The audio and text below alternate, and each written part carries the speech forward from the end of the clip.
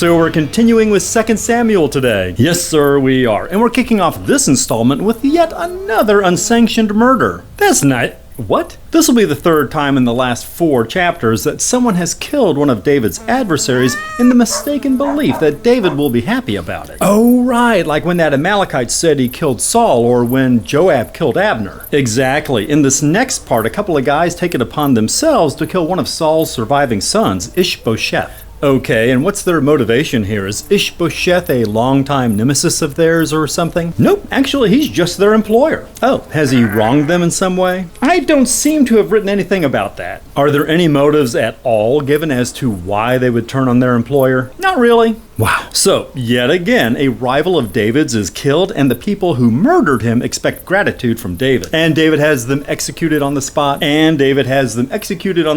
Whoops. Whoopsie. So what is the point you're trying to make here? Check with the head honcho first before snuffing one of his rivals. Words to live by. I've actually got them tattooed on my forearm. Oh wow, that is totally boss. Thanks. It's nice to see the wisdom of the Bible put to such good use. Yeah, I'm pretty sure this one's going to be popular. So what happens next? Yeah, David is now the undisputed ruler of all the Israelites, and he kicks off his reign with yet another military campaign. Oh, is this going to be a new genocide tour? It's not clear. Pretty much we're going to stick to the words conquer and defeat for the time being. Oh, that's nice. So David conquers Jerusalem and defeats the Philistines again because God is with him. Fantastic. And the Israelites figure out this would be a great time to celebrate. And they take the Ark of the Covenant out and they have a little parade. Oh, what fun. Do they play any instruments during the festivities? Write down that they played instruments. Okay. And list the different types. Who gives a damn what instruments they're playing? I do. Do they have any castanets? What? Castanets. Do they have any? Sure. Any harps? Lyres? Look, I can write down anything you want, but why? And add timbrels, sistrums, and cymbals. I think I know what cymbals are. What the heck is a timbrel or a sistrum? Timbrels are basically tambourines, and sistrums are a sort of rattle. The more you know. Can we move on now? Yes, sorry. I just really like ancient musical instruments. It's weird that you call them ancient. What a fun party. David's been kicking ass, they've got the ark out on display, and they're playing some rocking tunes on their ancient instruments.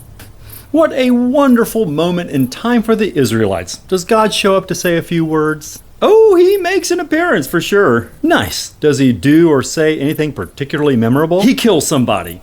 Pardon me? He murders this guy named Uzzah, strikes him down, dead as a doornail. That took quite a turn. What did Uzzah do? Did he piss on the ark or something? Nope, an ox that was pulling the cart that the ark was on stumbled.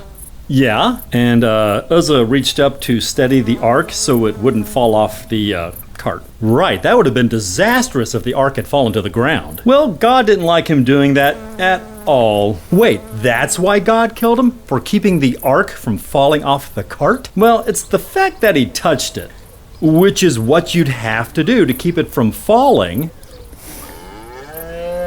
Yes. What exactly was Uzzah supposed to do then? I don't know. Oh, wow.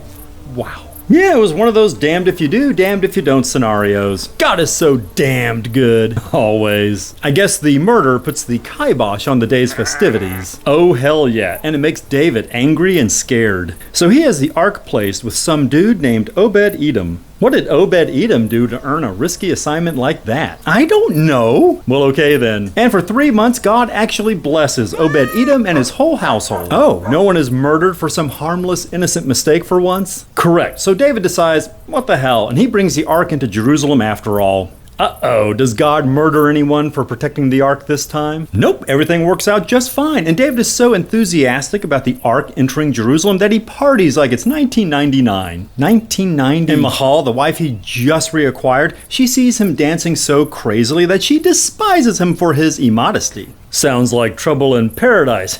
Oh yeah, they have words. Michal is particularly annoyed by how David danced half naked in front of his servants' slave girls, as any vulgar fellow would. Oh, dancing half naked in front of your servants' slave girls as any vulgar fellow would is tight. David sure seems to think so. And he basically tells Michal that he doesn't care what she thinks, and that he is totally down with the idea of being honored by the slave girls. Ooh, David sounds like he's turning into a bit of a bad boy. Oh, he gets badder. Oh, really? Yep, now that the ark is in Jerusalem, God and David just become the best of besties, and God is with David in everything he does. Sweet! In fact, David is so successful on the battlefield that he's apparently inundated with prisoners of war, and he has to think of a more efficient way to put 2/3 of them to death. What a dreadful task. It'd be so hard to be the guy who has to make the decisions on who lives and who dies, right? Oh no, for David it's super easy, barely an inconvenience. Oh really? Yep, he has his captives lie down, and he measures them off with a length of cord. Every 2 lengths are put to death, while the 3rd one is spared. Oh, neat! And when he's done with that, he hamstrings the horses these guys were using. Absolutely, cripple those blameless beasts of burden. And then,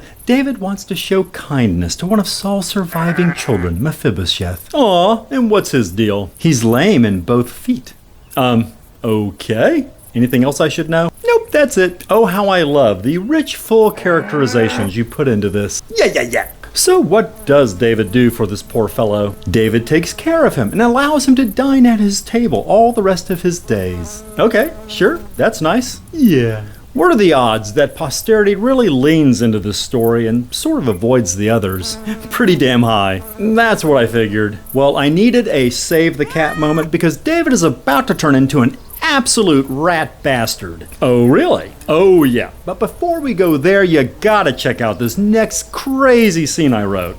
Oh goodness, what now? So, David sends a delegation to the king of the Ammonites to express his condolences at the death of the king's father. Weren't they just at war with these guys a few chapters ago? Hey, shut up, but the Ammonite king's commanders think that David's envoys are actually spies. So the king orders that the whole delegation be seized, whereupon their beards are shaved half off and the seats of their pants are cut away. What? Pretty funny, right? You come up with some of the most random crap. Well, it gives me the excuse to have a bunch more generic battles, so there's that. I'm guessing David takes revenge for his men being humiliated? Exactly. The whole following chapter is a crap ton of these guys attacked those guys, and then one side regroups and another one retreats.